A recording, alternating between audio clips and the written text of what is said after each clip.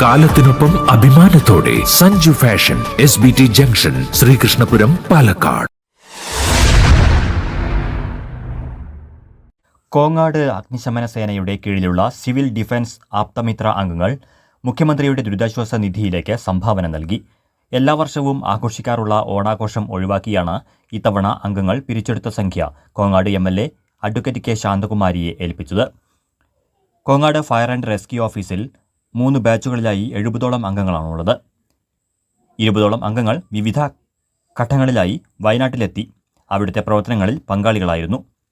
Station officer NK Shaji, assistant station officer C. Manoj എന്നിവരുടെ നിർദ്ദേശത്തിലാണ് അംഗങ്ങൾ വയനാടിനായി കൈകോർക്കാൻ തീരുമാനിച്ചത്. വയനാടിൻ്റെ ദുരന്ത മുഖത്ത് നമ്മളെല്ലാവരും നിൽക്കുമ്പോൾ അതിൽ നിന്ന് വലിയ ഒരു കരകയറുന്നതിന് വേണ്ടിയുള്ള പരിശ്രമം നടത്തിക്കൊണ്ടിരിക്കുകയാണ്. പ്രത്യേകിച്ചും സംസ്ഥാന ഗവൺമെൻറ്റിൻ്റെ എല്ലാ പ്രവർത്തനങ്ങളെയും നാട്ടുകാരുടെ വലിയ സഹായം ഉണ്ടായിട്ടുണ്ട്. നമ്മുടെ കോങ്ങാട് ഫയർ സ്റ്റേഷൻ കേന്ദ്രീകരിച്ചുകൊണ്ടുള്ള സിവിൽ ഡിഫൻസ് ടീം അംഗങ്ങളാണ് ഇവിടെ വന്നിട്ടുള്ളത്.